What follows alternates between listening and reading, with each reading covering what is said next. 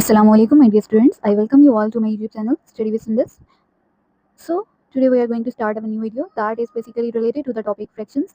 In the previous video, we just learned about that how we can add and subtract two fractions. So, today we are going to do multiplication of fractions. कि आज हम देखेंगे कि हम fractions को किस तरह से multiply करवा सकते हैं. So, students, coming towards our topic without further delay, I am mentioning here our first part. First of all ना आप जो मल्टीप्लिकेशन के रूल्स हम अपने माइंड में रखें. So here I am mentioning a question. कोई भी हम क्वेश्चन मेंशन कर लेते हैं like 2/3 multiply 10/15. Okay, so as I am writing here the general notation for the fraction like n over d, where n is numerator and d is denominator, when it is multiplied with another fraction. Okay, obviously आप कोई भी दो fractions को multiply करवा सकते हैं, कोई दो फ्रैक्शंस को ऐड या सब्ट्रैक्ट भी करवा सकते हैं.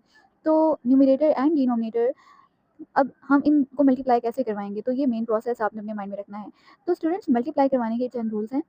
हम फर्स्ट ऑफ ऑल देखते हैं कि vertical zone, like vertical zone जैसे मैंने ये एरो मेंशन किया है न्यूमरेटर एंड डिनोमिनेटर. तो पहले मैं आपको बताऊंगी कि हम कटिंग कैसे करवा सकते हैं.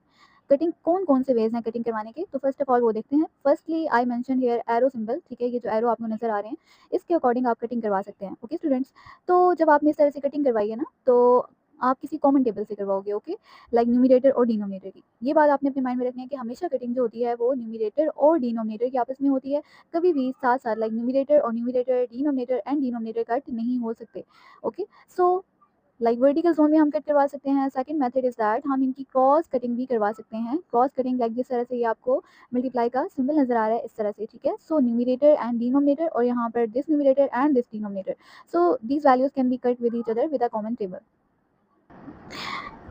आफ्टर दैट स्टूडेंट्स, आप देखेंगे कि जब आप कटिंग करवा लेते हो, ठीक है, आप उसके बाद इनको फर्दर सॉल्व कैसे करवाओगे. तो दोनों फ्रैक्शंस का कटिंग करवाने के बाद जो आंसर आ जाएगा ना, उनको आपस में लाइक न्यूमरेटर और न्यूमरेटर को मल्टीप्लाई करवा देंगे एंड डिनोमिनेटर और डिनोमिनेटर को इस तरह से मल्टीप्लाई करवा देंगे. ओके, सो कटिंग हमेशा हम वर्टिकल जोन में करते हैं या क्रॉस जोन में करते हैं. और आफ्टर दैट अगर कटिंग हो रही हो, उसके बाद अगर कटिंग नहीं भी हो रही हो, तब भी आप मल्टीप्लाई करवा दोगे numerator with numerator and denominator with denominator.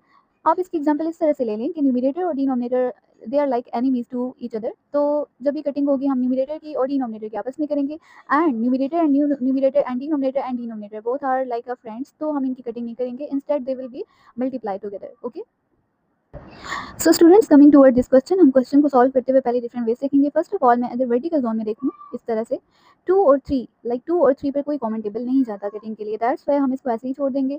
Coming toward the next fraction 10 and 15 पर कॉमन टेबल जाता है, जो 10 पर भी और 15 पर भी. That is basically table of 5.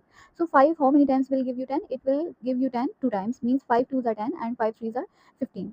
After that we will write the remaining fraction. You can say that 2/3 multiply 2/3. Now student, again look at here that no common table is coming towards 2 and 3, यानी 2 और 3 पर कोई common table नहीं जाता. Okay, and cross wise भी अगर आप check करें तो 2 और 3 पर इस तरह से भी क्रॉस वाइज 2 और 3 मौजूद हैं. यहाँ इस तरह भी कोई कॉमन टेबल नहीं जाता है. ओके, सो आफ्टर दैट अब जब कॉमन टेबल नहीं जा रहा तो हम ये करेंगे कि न्यूमरेटर को न्यूमरेटर के साथ मल्टीप्लाई करवा देंगे एंड डिनोमिनेटर को डिनोमिनेटर के साथ.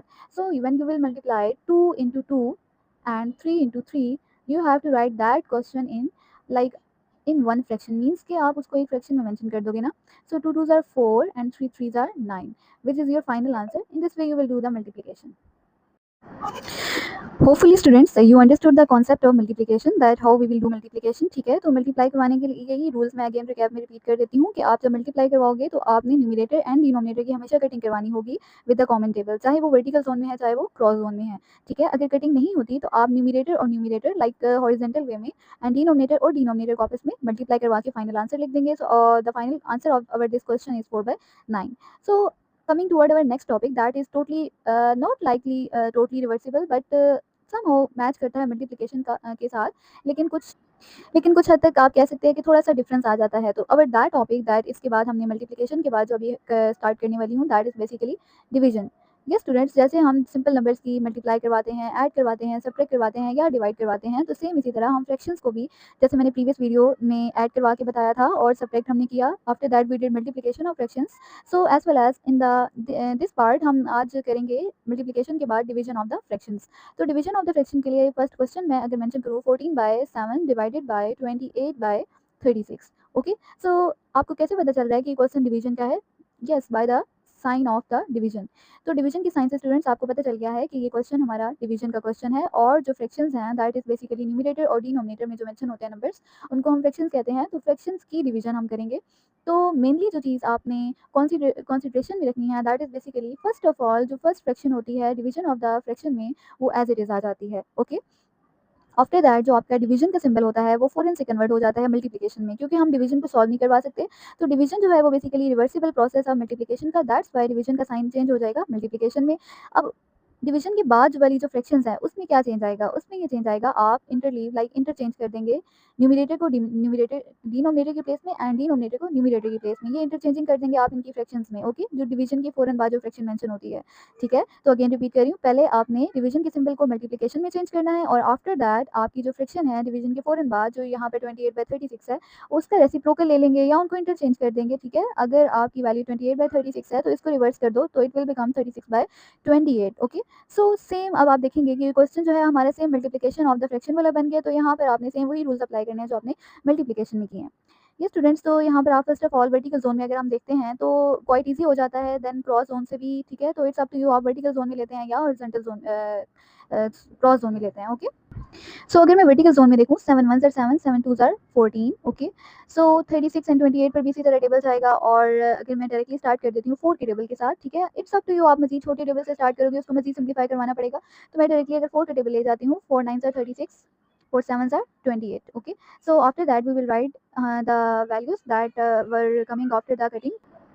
तो स्टूडेंट्स यहाँ पर ना वैल्यूज़ मैंने मेंशन कर दी हैं 2/1 एंड 9/7। ठीक है, कटिंग के बाद जो आ गई हैं, तो अब यहाँ फर्दर कटिंग नहीं हो सकती, ना ही वर्टिकल जोन में 2 और 1 की, और ना ही क्रॉस जोन में 9 1 2 7 की। ठीक है, so that's why last process जो आपका आ जाता है कि जब कटिंग नहीं हो रही होती तो आपने इस तरह से मल्टीप्लाई करवा देना होता है न्यूमरेटर को न्यूमरेटर के साथ और डिनोमिनेटर को डिनोमिनेटर के साथ, और इसको आप वन फ्रैक्शन में मेंशन कर दोगे।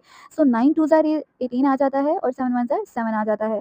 सो which is the final answer after doing the multiplication of the fraction. तो ये हमारा फाइनल आंसर आ गया है। इस तरह से हमने फ्रैक्शंस की डिवीजन करवाई थी। ठीक है, मींस आपने डिवाइड ही करवाया है। ठीक है, division is just like the multiplication, लेकिन थोड़ी सी चेंजिंग वैल्यू आपको मैंने बता दी है कि डिवीजन का सिंबल आप मल्टीप्लिकेशन में चेंज कर दोगे, डिवीजन का सिंबल मल्टीप्लिकेशन में चेंज कर दोगे, और डिवीजन के बाद वाली जो वैल्यू है उसका रेसिप्रोकल ले लेना है। Okay, so after that process same वैसे ही होगा जैसे आपने मल्टीप्लिकेशन का किया है।